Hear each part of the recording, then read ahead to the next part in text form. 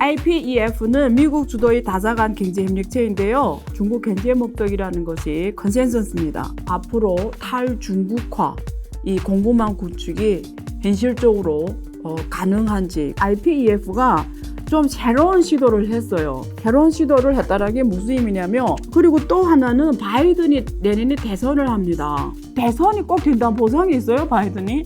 바이든이 안 되면 IPEF는 없던 일로 됩니다. 그러면 늘 물어봐요. 한국은 어떤 전략을 취해야 됩니까? 윤석열 정부처럼 이렇게 일변도, 아니면 옛날에 문재인 정부처럼 균형, 어떻게 답일까요? 안녕하세요. 안유아의 앵글로 본 세상 안유아쇼입니다. 최근 인도태평양 경제 프레임워크, 우리가 일반적으로 IPEF라고 합니다. 지금 미국에서 첫 합의 결과가 나왔습니다. IPEF는 미국 주도의 다자간 경제협력체인데요. 사실 많은 언론에서 다루다시피 중국 견제 목적이라는 것이 컨센서스입니다. 그래서 이번에 나온 내용 중에 가장 많이 언급된 단어가 공급망 대응체계 구축이라는 표현입니다. 그래서 앞으로 구체적인 합의가 또 어떻게 전개될지, 한국에는 어떤 의미가 있을지 우리가 짚어보겠습니다. 지금 이번에 IPEF 지금 사실 출범한 지 1년이 됐거든요. 작년 5월 22일에 바이든 대통령이 일본에서 당시 한국 윤석열 대통령도 화상으로 참여를 했습니다. 그래서 정식으로 IPEF 출범을 알렸습니다. 지금 정확하게 1년 만에 첫 번째 공급망 협정이 지금 타결이 됐습니다. 이 IPEF는 반도체와 그리고 배터리 등 핵심 광물 공급망에서 중국에 대한 의존도를 낮추고 대비 국가들 간의 공동 대응 체계를 구축한다는 게 이번에 요지입니다. 그래서 사실은 한국 같은 나라들, 경제적으로 중국하고 가깝게 가는 나라들이 IPEF가 미중 갈등 시대에 또 어떤 계기가 될지 주목할 수밖에 없고요. 국가적 측면에서나 또 우리 기업의 측면에서 앞으로 탈중국화, 이 공급망 구축이 현실적으로 가능한지, 그리고 한국 경제에 어떤 영향이 미치는지 중요할 수밖에 없죠. 저희 시각으로 한번 풀어보도록 하겠습니다. 일단 여러분들이 그 IPEF라는 이 인도태평양 경제 프레임워크가 왜 나왔는지를 알아야 돼요. 사실은 우리가 이거 거슬러서 TPP라고 있죠. 이 TPP는 오바마 정부 때 사실은 중국을 견제하기 위해서 그때 만든 다자간 협정입니다. 왜 그게 중국을 견제하는 거냐? 이미 오바마 때부터 중국 국유 기업들이 주로 정부의 지원을 힘입어서 이 글로벌 시장 경제 질서에서 가격 경쟁의 면에서 다른 서방 국가들의 기업들이 따라잡을 수 없는 가격 제시나 이런 게 가능한 걸 보고 이런 걸 못하도록 공평한 시장 경쟁을 할 수 있도록 만들어진 다자간 협정이었어요. 근데 이 TPP가 사실은 트럼프가 대통령으로 올라오잖아요. 또 실제 대통령 된 다음에 TPP 탈퇴를 선언합니다. 이때 일본하고 호주가 이걸 계속 끌고 갑니다. 그래서 사실은 당시에 그 미국이 같이 할 때는 전 세계 GDP의 36%까지 차지할 정도로 이 TPP에 대한 영향력이 어마어마하게 그때 컨선이 됐고 영향력이 컸는데, 미국이 빠지면서 CPTPP는 11개 국가로 됐고 전 세계 GDP 차지하는 비중이 약 12% 떨어졌습니다. 그래서 영향력이나 이런 면에서 많이 약화됐죠. 근데 어쨌든 이거는 다자간 무역 협정입니다. 근데 여기에 지금 CPTPP가 운행을 쭉 오다가 사실 중국도 그렇고 중국 대만도 그렇고 다 이 CPTPP에 가입을 하겠다. 한국도 CPTPP에 가입 의사를 밝혔습니다. 근데 CPTPP는 호주와 일본이 주도적으로 계속 끌고 왔습니다. 근데 미국은 바이든이 탈퇴를 하는데 다시 CPTPP에 들어가면 말이 안 되잖아요. 그런 면에서 인도태평양은 또 그만큼 글로벌 공급망에서 너무 중요한 지역이에요. 그러면 CPTPP는 다시 들어갈 수 없고, 왜냐면 체면이라는 게 있고 중국도 지금 들어오려고 하고요. 이런 면에서 또 판단이 한 게 어쨌든 미국 문화 주도를 해야 되는 부분도 있고, 그래 대안으로 만든 게 IPEF입니다. 그래서 IPEF는 인도태평양 경제 프레임워크에 지금 14개 참여 국가들이 지금 공동으로 공급망 위기를 대응한다는 거 나왔습니다. 그 다음에 또 왜 IPEF라고 새로 만들 수밖에 없냐? 아까 CPTPP는 들어갈 수가 없는 상황에서 인도태평양 지역은 중요하고 또 어떤 중국 경제 목적에서 또 다사가 협의는 있어야 되겠고 그래서 IPEF라는 공급망 공동대응, 위기대응 이런 슬로건을 내걸고 지금 한 묶음으로 만들어놨잖아요. 글로벌 공급위기대응 네트워크라고 해서 만들어놨어요. 그 다음에 왜 또 CPTPP를 못 들어갔냐면 미국 국내에서 반대합니다. 그래서 바이든도 대선에 다시 또 재선에 성공해야 되는 입장에서 국내 정치적 상황을 고려 안 할 수가 없거든요. 그런 면에서 지금 머리를 엄청 써서 만들어낸 게 IPEF입니다.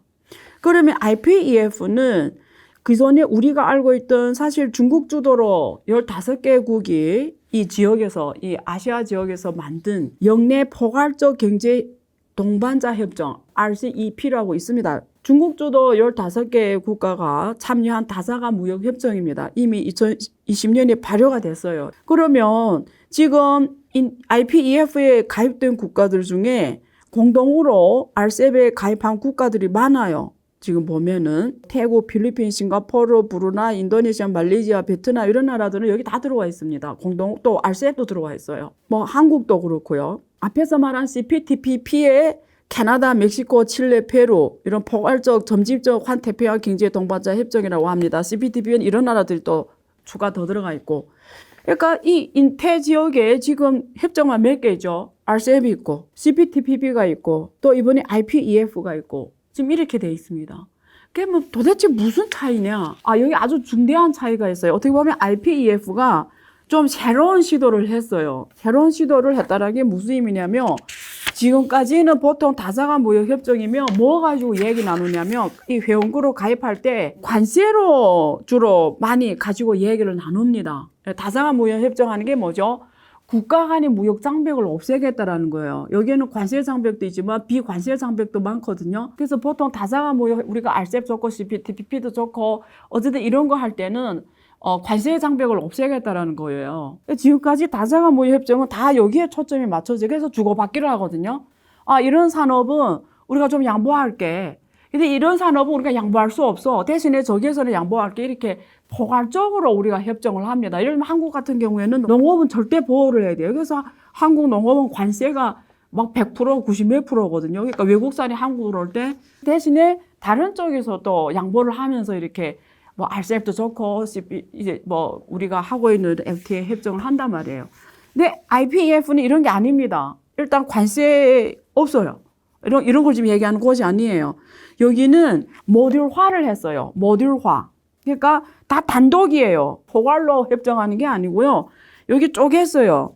그래서 쪼갠 게 4가지 부문으로 쪼갰습니다. 그게 뭐냐면 무역, 공급망, 청정경제, 공정경제 4개 부문으로 나누어서 모듈화했어요. 단독이에요. 그러니까 이제 14개 국가라고 했잖아요. 어떤 국가는 공급망, 청정경제 하지만 무역은 안 들어갈 수도 있어요. 또 어떤 국가는 무역하고 공급망 하는데 청정경제, 공정경제 안 할 수도 있어요. 그러니까 이게 각 국가별로 선택해요. 4개 부문에서 나는 여기는 같이 협의해서 하겠다. 근데 이건 나 안 하겠다. 이번에 인도 같은 경우에는 공급망, 청정경제, 공정경제 여기에서는 같이 활동을 하지만 무역은 안 하겠다 했거든요. 인도가. 그러니까 이게 조금 어떻게 보면 크리에이티브하다, 핵심적이라 볼 수 있어요. 여태 다자간 협정 중에 처음으로 이런 걸 시도한 겁니다. 그런 면에서 다르다는 걸 좀 말씀드리고 싶고요. 그럼 앞으로 IPEF가 우리가 보통 중국을 견제한다고 생각하고 있고, 글로벌 공급망 위기 문제가 출현할 때 이 나라들에서 서로 협의해서 공동 대응하겠다. 예를 들면, 그때 한국에서 여소수 대란이 났잖아요. 여소 어디 가나 살 수가 없잖아요. 만약에 이게 지금 IPEF가 작동하면은, 이 공급망이 있는 14개 회원국들이 있으면 서로 공급하는 걸로 해서 위기를 공동 대응하겠다라는 게 지금 컨센서스입니다. 대부분 이 중국이 전 세계 생산 공장으로서 특히 미래산업 배터리라는가 이런 2차 전지에서 엄청나게 거의 독점적 지위를 확보한 상황에서 정치적 갈등 때문에 혹은 어떤 다른 이유 때문에 공급망에 문제가 생겼을 때 이런 나라를 공동 대응하겠다라는 건데요. 당연히 중국에서는 부정적인 코멘트를 내놓고 있고요. 그럼 개인적으로 저는 어떻게 보냐. 앞에서 말한 것처럼 IPEF는 새로운 시도입니다. 모듈화를 다 단독으로 했다. 그래서 이게 장점이자 단점이에요. 이게 관세, 구체적으로 관세라는가 이런 거하고 연결되면은 이쪽은 양보하고 저쪽은 양보하지 않고 이러면서 좀 협상이 타결이 될 수가 있는데 이거는 단독으로 하다 보니까 서로 양보하고 이런 게 없어. 그냥 하면 하고 안 하면 안 해요. 어떤 시너지를 만드는 데 있어서는 그리고 이렇게 회원국들을 딱딱 뭉치게 하는 데 있어서는 굉장히 한계가 있다.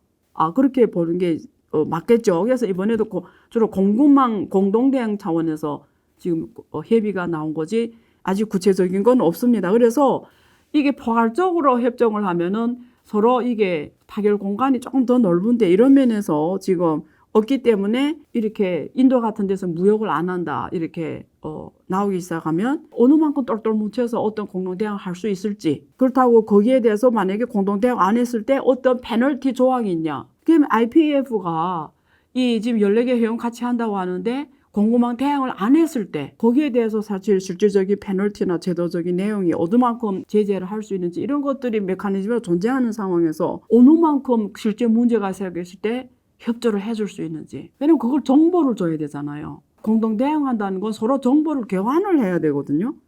근데 정보를 교환하는 게 되게 민감한 문제예요. 특히 공급망이잖아요. 공급망이라는 거는 정부에서는 이렇게 같이 협정으로 타결하지만 실제 누가 해야 돼요? 여소수가 없다. 빨리 미국에서 여수 보내 이러면 결국 누가 보내줘야 돼요? 바이든이 보내주는 게 아닙니다. 기업이 보내줘야 돼요. 기업이 결국 실제 실행자는 기업인데 기업들이 그만큼 여기에 참여를 하겠냐. 이 정상 간의 협의와 실제 기업들이 어느 만큼 이게 공급망 위기 공동 대응을 할 때 같이 대응해 줄지는 퀘스천이에요. 왜냐면 정보를 공유해야 되거든요. 기업의 정보를. 그걸 원할까요? 그리고 안 했을 때 이 기업들의 페널티 있을까요? 그 국가 내에서 그런 제도를 만들 수 있을까요? 예를 들면 한국 여소수 필요합니다.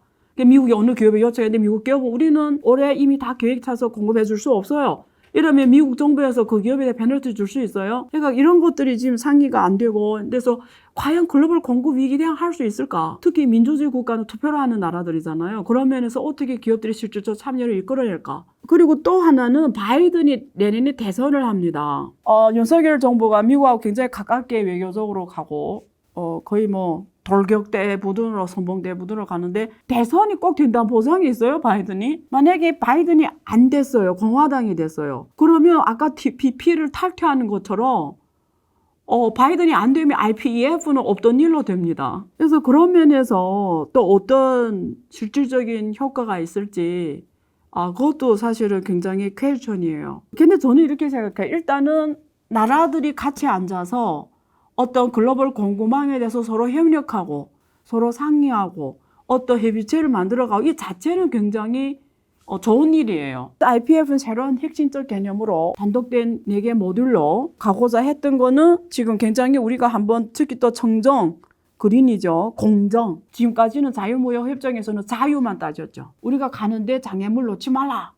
그래서 이름이 자유무역협정이잖아요. 근데 이거는 공정이라는 이름을 달았어요, 앞에. 그러면서 좀 다른 개념이고요. 그다음에 공급망, 무역, 새로운 어떤 걸 제시하면서 긍정적이고 또 이런 나라들 앉아서 수시로 얘기를 나누고 상의하고 어떤 협의체를 같이 하는 거는 굉장히 저는 나쁘지 않고 같이 토론하고 이런 거 항상 좋은 거니까.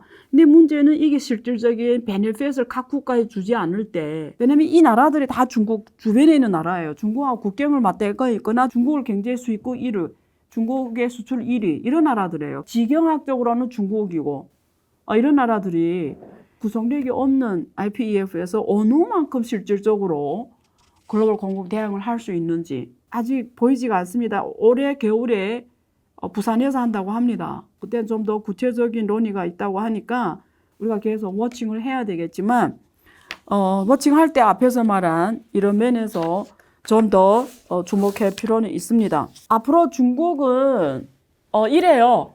중국하고 미국은 세계화보다도 글로벌 공급망 안전을 많이 얘기하고 있어요. 중국은 세계화를 강조하고 있습니다. 글로벌화를 강조하고 다사간 무역 협정을 얘기하고 다사간 경제 협력을 강조하고 있습니다. 근데 한국은 어느 게 유리할까요?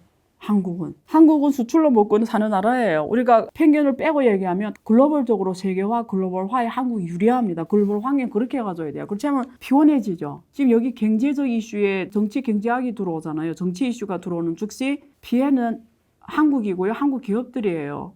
그래서 그런 면에서 한국은 지금 전략적으로 굉장히 중요합니다, 시점이. 그러면 늘 물어봐요. 한국은 어떤 전략을 취해야 됩니까? 윤석열 정부처럼 이렇게 일변도, 아니면 옛날에 문재인 정부처럼 균형, 어느 게 답일까요? 사실은 굉장히 답하기 어려운 내용입니다. 근데 저는 이렇게 생각해요. 어느 나라든 이제는 절대적 우위에 없습니다. 그런 시대는 지나갔어요. 아무리 미국이 강해도 중국의 발전을 어떤 강한 힘으로 못 막습니다.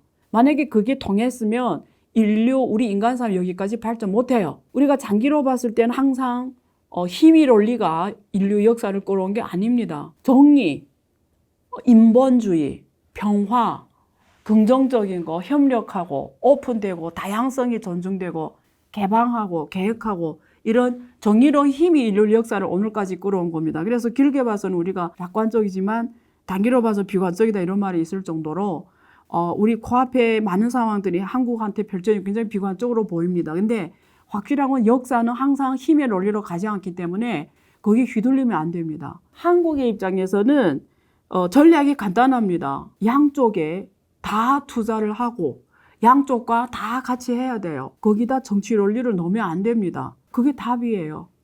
네, 2부에서 뵙겠습니다. 끝없는 위기 속 기회는 언제나 숨어 있습니다. 성공한 투자 고수들과 나눈 투자의 철학.